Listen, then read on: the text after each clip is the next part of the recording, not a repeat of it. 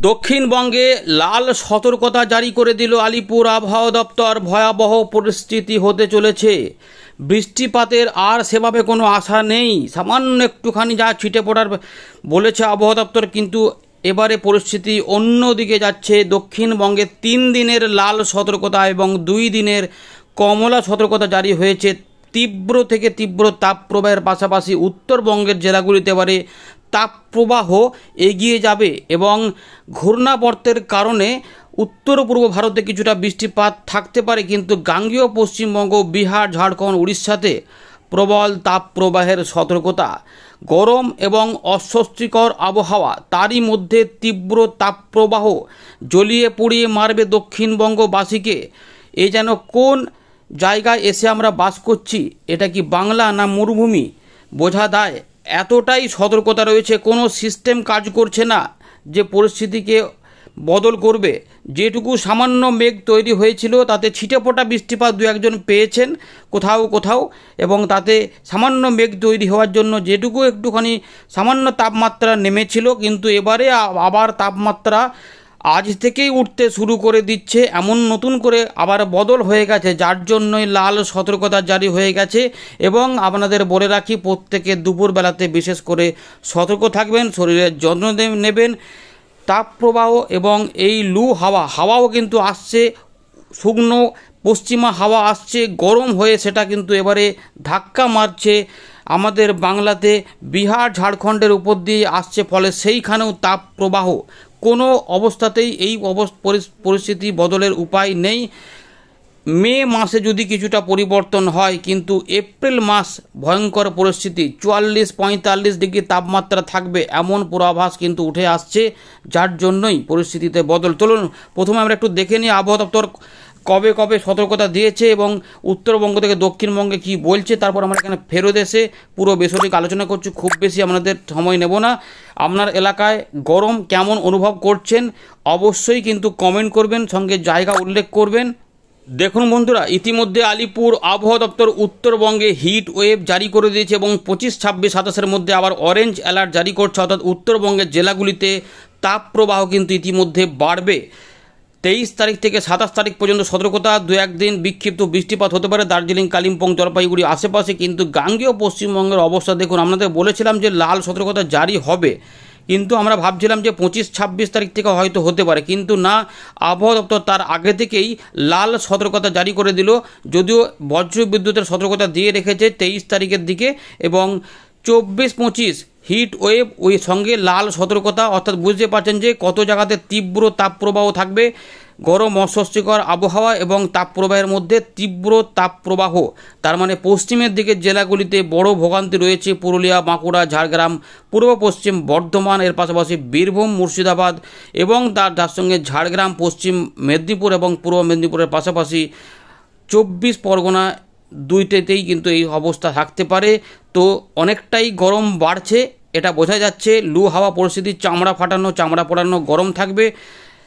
মানুষ অপেক্ষা করছিল যে বৃষ্টিপাত হয়ে একটু শান্তি হবে, কিন্তু উপায় নেই, পরিবর্তন আরও হচ্ছে। জলবায়ু পরিবর্তনের বড় প্রভাব কিন্তু পড়ছে। যদিও আবহাওয়া দপ্তর খুশির খবর একটু শুনিয়ে রেখেছে যে লা নিনা পরিস্থিতির জন্য এবারে বৃষ্টিপাত দেশে ভালো হবে। চাষিদের কপালে হয়তো কিছুটা হাসি ফুটতে পারে, চাষিদের মুখে, এই রকমই ব্যাপার। 26-27 হিট ওয়েভ, অরেঞ্জ অ্যালার্ট, গোটা দক্ষিণবঙ্গ জুড়ে এই পরিস্থিতি রয়েছে। আপনাদের মতামত অবশ্যই কমেন্ট করবেন, কি অবস্থার মধ্যে রয়েছেন কমেন্ট করবেন। দুপুরবেলাতে গা জ্বলনি গরম থাকবে, রাতেও গরম, দিনেও গরম, সব সময়তেই কিন্তু গরম পরিস্থিতি, এবং দিনেতে প্রখর সূর্য থাকবে, এরকম ব্যাপার। চলুন আমরা আলোচনা করি। তো বন্ধুরা, আমরা চলে এলাম উইন্ডির লাইভ স্ক্রিনে। ঘূর্ণাবর্ত রয়েছে আসাম এবং বাংলাদেশের উত্তর পূর্ব ভাগে, যার জন্য জলীয় বাষ্প যাচ্ছে এবং সেখানে কিছুটা মেঘলা আবহাওয়া থাকবে। কিন্তু আমাদের গাঙ্গেয় পশ্চিমবঙ্গে বৃষ্টিপাতের সেভাবে কোনো ব্যাপার নেই, কিন্তু উড়িষ্যা, ঝাড়খণ্ডের দিকে সামান্য একটু বৃষ্টিপাতের প্রভাব রয়েছে, যার প্রভাবে কিছুটা বজ্রগর্ভ মেঘ তৈরি হতে পারে আমাদের গাঙ্গেয় পশ্চিমবঙ্গের ঠিক পশ্চিমের দিকের জেলাগুলিতে। যদি হয় তবেই কিছুটা বিক্ষিপ্ত বৃষ্টিপাত, যেটা আবহাওয়া দপ্তর একটু বলেছে যে সঙ্গে হিট ওয়েভ থাকবে, তার সঙ্গেই এই বজ্রগর্ভ মেঘ তৈরি হতে পারে। ফলে একটুখানি আশা থাকছে যে এই গরমকে কাজে লাগিয়ে এই জলীয় বাষ্প যদি কিছু করে ফেলে তাহলে একটুখানি স্বস্তি। সেগুলো কোন জায়গাতে হবে নির্দিষ্ট করে বলা সম্ভব নয়, কিন্তু পশ্চিমের দিকে জেলাগুলি থেকে পূর্বের দিকে যেতে পারে। যদি বড় টাইপের হয় তবেই সম্ভাবনা, না হলে কিন্তু গরমে পচে মরতে হবে, এরকমই ব্যাপার আর কি। এতটাই গরম, মানে এই গরম এতটাই, সঙ্গে লু হাওয়া, বুঝতে পারছেন, সঙ্গে যে হাওয়াটা আসছে সেটা হয়তো একদম সকালের দিকে সেরকম অনুভব হচ্ছে না, কিন্তু বেলা বাড়লেই একদম যেন আস্তে আস্তে গরম বেড়ে যাচ্ছে এরকম ব্যাপার, বুঝতে পারছেন। সঙ্গে এই লু হাওয়া আসবে।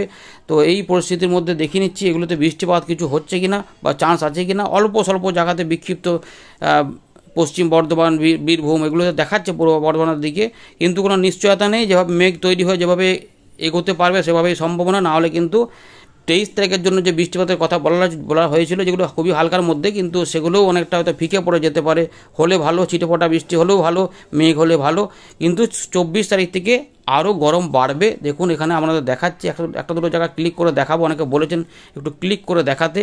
তো দেখুন উত্তর পূর্ব ভারতে যেমন মিজোরাম, মণিপুর, ত্রিপুরা, আসাম, মেঘালয় এবং সংলগ্ন কিছুটা বাংলাদেশের পূর্ব দিকগুলোতে বিক্ষিপ্তভাবে বজ্র বিদ্যুৎ সহ কিছুটা বৃষ্টিপাত রয়েছে। এই পরিস্থিতি রয়েছে, এইরকমভাবে রয়েছে। দেখুন বাকি সময় শুকনোই থাকবে, এই যে কোনো বৃষ্টিপাত নেই, কোনো বজ্রগর্ভ মেঘ নেই। 27 তারিখেও নেই, এই সময়কালে আরও গরম বেড়ে যাবে। 28 তারিখেও দেখুন প্রচণ্ড গরম থাকবে, সব পরিষ্কার হয়ে যাচ্ছে এইখানে। আর 29 তারিখেও তাই। হয়তো এই 1 তারিখ 2 তারিখের দিকে কিছুটা পরিবর্তন হতে পারে। দেখা যাচ্ছে যে বাংলাদেশের দিকে প্রচুর পরিমাণে জলীয় বাষ্প টানছে উত্তর পূর্ব ভারতের দিকে, ফলে এখানে মনে হচ্ছে যেন ঝড় বৃষ্টি ভালোই লেগে যেতে পারে। শিলচর, সিলেট, তার পাশাপাশি গোটা ত্রিপুরাতে এবং মিজোরাম, মণিপুরের দিকে সম্ভাবনা ভালোই থাকছে, যেগুলোতে এরকম টাইপের একটা সম্ভাবনা দেখা যাচ্ছে। কিন্তু গাঙ্গেয় পশ্চিমবঙ্গ, বিহার, ঝাড়খণ্ড, উড়িষ্যার দিকে শুকনো গরম হাওয়া যাওয়ার সম্ভাবনা। সুতরাং এই দিকেই ভালো সম্ভাবনা রয়েছে। মে মাসের প্রথম সপ্তাহটা দেখুন এভাবে দেখা যাচ্ছে যে প্রথম সপ্তাহের প্রথম দিকগুলোতে কিছুটা আমাদের এই দিকে দেখুন কিছু নেই, পুরোপুরি ফাঁকা। সুতরাং যদি একটুখানি কিছু কালবৈশাখী ঝড়ের সৃষ্টি হয়, না হলে কিন্তু ভালো, না হলে কিন্তু প্রচণ্ড গরমে ভুগতে হবে। দেখুন অনেকটাই তাপমাত্রা বৃদ্ধির ইঙ্গিত পাওয়া যাচ্ছে। কলকাতা 41, খড়গপুর 44, বাঁকুড়া, বর্ধমান, দুর্গাপুর, আসানসোল সব দিকেই 42-43 ডিগ্রি চলে যাচ্ছে। 29 তারিখের দিকে দেখুন অনেকটাই কিন্তু গরম পরিস্থিতি কিন্তু আমরা দেখতে পাচ্ছি যে ভালোই তাপপ্রবাহ থাকবে এবং এই সমস্ত জিনিসগুলো চলতে থাকবে। 28 তারিখের দিকে দেখতে পাচ্ছি ভয়াবহ পরিস্থিতি। দুর্গাপুর ভালো করে দেখুন জুম করে 45 ডিগ্রি, রানীগঞ্জ 44, আসানসোল 44, উগড়া, ইলামবাজার 44 ডিগ্রি, গুসকরা 44, কি অবস্থা, গলসি 44, সোনামুখী, বাঁকুড়া 44, গঙ্গাজল ঘাটি এখানে 44, বেলাতোর বাঁকুড়ার দিকে 45 ডিগ্রি, ঝাড়গ্রামের দিকেও মনে হচ্ছে ওইরকম 44-45 থাকবে, Bishnupur, Joypur 44, Simlapal, Alamgora, Chandrakona 44 degree, Goaltore, Salboni 44 degree, Keshpur 44 degree হতে পারে, Raipur 44 degree, Binpur 45 degree, Jhargram 45 degree দেখা যাচ্ছে। দেখতেই পাচ্ছেন 28 তারিখে তাপমাত্রা অনেকটা বেড়ে যাবে, অনেকটাই পরিস্থিতি খারাপ। খড়গপুর, মেদিনীপুর 44 থেকে 45 হতে পারে, পিংলা, বেলি 44 থেকে 45 চলে যেতে পারে, বেলদা এগুলো সবই 44 ডিগ্রি, দাঁতন, বাজপুর এগুলো সব 44 ডিগ্রি। একটুখানি উপকূলবর্তী এলাকাতে বজ্রগর্ভ মেঘের দেখা মিলতে পারে, দেখা যাচ্ছে। তার মানে উপকূলবর্তী কিছু এলাকাতে একটু সম্ভাবনা থাকছে।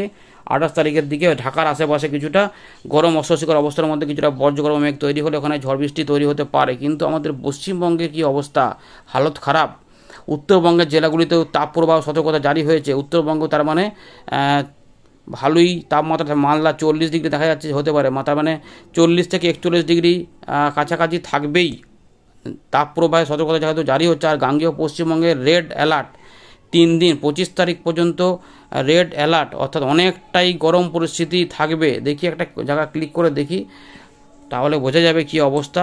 দুর্গাপুরের দিকে আমরা ক্লিক করলাম, এখানটা অনেকটা বেশি দেখলাম।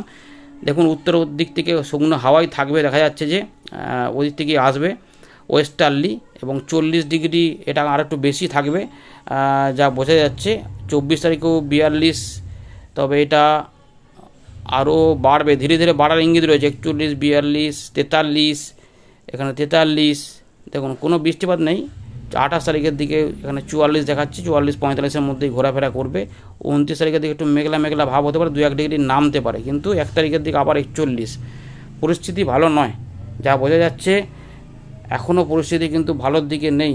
ঘূর্ণিঝড়ের কোনো খবর এখন নেই, সেটা মোটামুটি মে মাসের মাঝামাঝিতে বোঝা যাবে কি হবে, সেকেন্ড উইকের আশপাশ থেকে কোনো ঘূর্ণাবর্ত হয় কিনা। কিন্তু এই মুহূর্তে পুরোপুরি শুকনো আবহাওয়া থাকার ইঙ্গিত দেখা যাচ্ছে। বৃষ্টিপাত দেখে নিচ্ছে আরও একবার, উত্তর পূর্ব ভারতের আসাম, মেঘালয়, এগুলোতেও অরুণাচল প্রদেশ এদিকে বৃষ্টিপাত থাকবে। উত্তরবঙ্গে দার্জিলিং, কালিম্পংয়ের দিকে দু এক জায়গায়, জলপাইগুড়ির দিকে বিক্ষিপ্ত বৃষ্টিপাত হতে পারে, কিন্তু আলিপুরদুয়ার, কোচবিহার, জলপাইগুড়ি, রংপুর বৃষ্টিপাত নেই। উত্তর দক্ষিণ দিনাজপুর, মালদা, ময়মনসিংহ, রাজশাহী বৃষ্টিপাত নেই। খুলনা বৃষ্টিপাত সেভাবে কিছু নেই। তাই ঝিনাইদহ, করচাঁদপুর, মাগুরা, করচাঁদ যা বলেছে, শৈলকুপা, মেহেরপুর, ফরিদপুর, ঢাকার দিকেও সেভাবে এখন বৃষ্টিপাত নেই। যদি মাঝামাঝি সময়তে কিছু হয় আর কি, 2-3 দিন বাদে বা লোকাল মেঘ তৈরি হয়, না হলে কিন্তু এমনিতে বৃষ্টিপাতের সেভাবে পূর্বাভাস নেই। প্রত্যেকটা এলাকাতে গরম অস্বস্তিকর অবস্থা থাকবে।